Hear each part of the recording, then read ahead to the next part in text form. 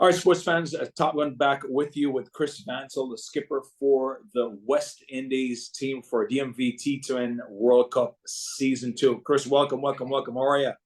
Thanks for having me, man. Excited to be here. Awesome. So let me ask you, were you working out earlier? I was trying to reach you. Are you busy? What have you? I'm at the MLC Academy here in Maryland. So I'm head coaching over here, so I was going to get started over here. That's awesome. In fact, we're going to that's one of the topics we're going to touch on here in a few, okay? Yeah. So, all right. So, tell me about your how passionate you're about Season 2 versus Season 1, because you played last season. But how excited are you about Season 2?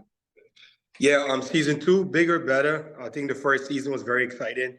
I think with the couple tournaments we had last year, I think this shows a good showing of the local talent that we have. A lot of people, step past that little stage when they get a little more popular. I think Bangladesh did a great job to win the championship last year. So everyone is excited this year to come back and, try their best to vie for the championship. So exciting times, man. Well, I know, the West Indies have actually championed the T20 format for the longest time. Now we're stepping up for T10 because it's more exciting. It's shorter form of cricket. You can get through a lot more games, what have you. So how does that team look? What's the genetic makeup of your team right now? It's currently West Indian based, but we've been working in collaboration with a few outsiders to have travel teams outside of DMV for more opportunities, and that opened a door for us to have a diverse culture. So we have a little bit of Sri Lankans in there, a few Afghanistanis, and a couple of guys from the Asian community. So I think diversity is what West Indies is about so far. And I want to clarify for the audience, it's not like these guys couldn't make those other teams. Okay, so just to be clear, these are not leftovers that came together, that fell on the West Indies team or that fell on the rest of the world. That just got off earlier with Hardik Patel, who heads up rest of the world, and he's super pumped and excited. Yeah. He likes his chances, but I know the West Indies, guys are not going to roll over and let somebody take the trophy, are you? Nah, man. Nah. Not going to happen, huh? All right. So while we're on the topic of grassroots cricket and seeing you present currently at the Major League Cricket Academy there in Maryland, do you want to tell the audience about your program? What does your academy offer for youth cricket? Generally, I'm known around the circuit as a cricketer and a coach in the area. This is the Major League Academy in Maryland. It's called SOCA. It's one of the few academies we have around, and surprisingly, the grassroots system and the youth development structure has a lot of kids, a lot of talents. I think over the last couple of years, we've got to see how cricket have grown in the area and around the country. And right now, it have a buzz, man, and the kids are very excited. Just happy to be a part of anything that help with development within the area. And I think this goes into the category of building local cricket as well. So, just happy to be a part. That's awesome. I mean, it's, we've talked extensively with the other skippers and owners about just really getting, deep with development of cricket on that grassroots level, because the next 5 to 10 years, as the popularity for the sport grows, which I think is growing at a record level, for the mere we've had a U.S. national team that represents us well in the T20 World Cup. So I can't imagine what that landscape looks like in the next 5 to 10 years. Yes.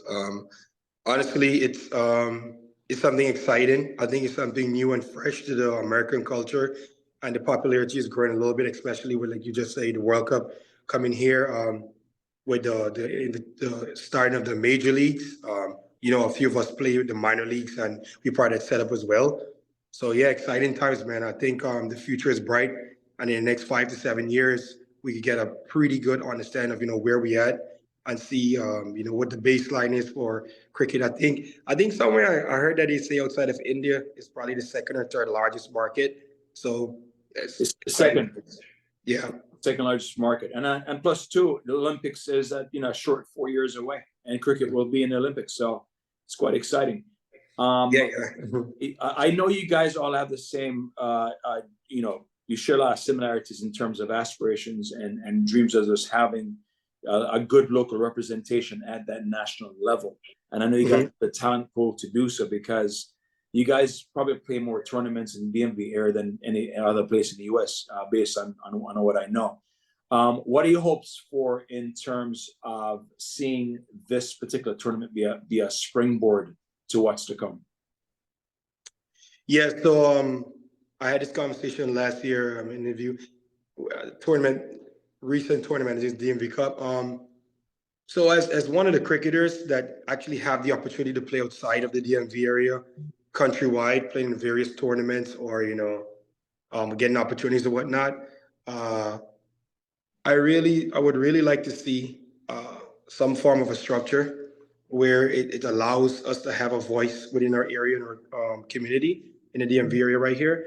I think a lot of people are working hard behind the scene to get that done. We just have to keep on pushing forward. I like this initiative with the DMV tournaments. The slogan, one region, one passion. So it's just a matter of, keep grinding and doing initiatives like these, and everyone is playing a part and just making sure that, everyone knows that, the DMV is still roaring. We still have a lot of talent. I would say in the last 10 years or so, we were always known for prominent and talented cricketers, but some way down the line, it went down a little bit. So I only know like about 20 players or so that plays minor and these other franchises around the country. I would like to see, people want to come back here and play a lot more, and we having that voice. I think these kind of tournaments and these kind of platforms set the stage for that. So let's see how it goes. Well, I think over time, as we work better together, I mean, that will accomplish that goal. That number needs to go from the 50 to 100. You know what I mean?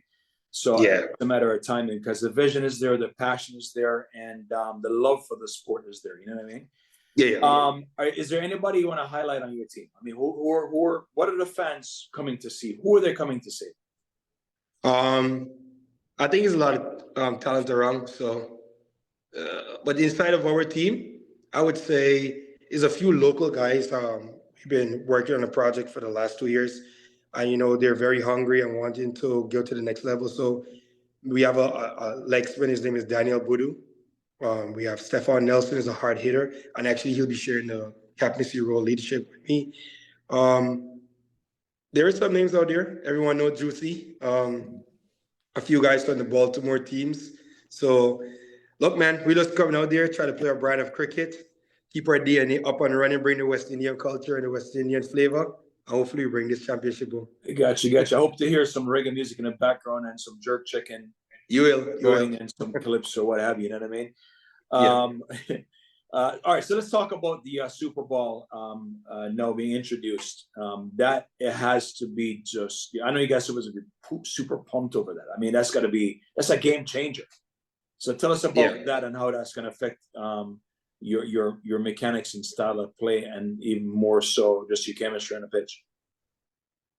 Okay, so personally, I was talking to the organizers and stuff, and I think the mindset behind that is like, making something new and exciting, innovating. I feel like there's always different ways you can excite the game a little bit more. So to know that you will have opportunity to choose a ball when you could get double or whatnot, and then if it doesn't go your way, it could go backwards as well. I think it'll come down to a feel. It's almost like those decision reviews. It comes down to a feel. How am I feeling right now? How the game is going? How this segment of play is happening? And then maybe I can feel like, okay, I can go try for it or whatnot. So let's see, man. I would like to see it happen more often, and we introduce it in our local setup. I think a lot of games are going to come down to the wire. You know what I mean? Yeah. And that's what I'm looking forward to. And it's going to be an exciting time. But Chris, man, listen, I appreciate your time, and it's going to be exciting. Weekend of cricket, technically not quite a weekend, but 17th and 18th. So we're looking at Thursday, Friday. Yeah. And we'll be using Hanson Park and Bowling Parks respectively. A lot of cricket over a 2-day time span. I wish you the very best. And I know nobody's gonna roll over and let you guys take the trophy either. So you gotta fight ahead of you, all right? So closing remarks for the fans. Leave the all right, thank you guys. Just come out there and support. It's all about building the cricket area in the DMV area. The opportunities here, all the local lovers around us come out. You could find some time and support us in this initiative. Looking forward to see you guys. All right, folks. So there you have it. Chris Bantal signing off for the West Indies These boys are gonna bring it big time. It's gonna be fun. It's gonna be exciting. So see y'all this weekend. Salute. Top going out. All right.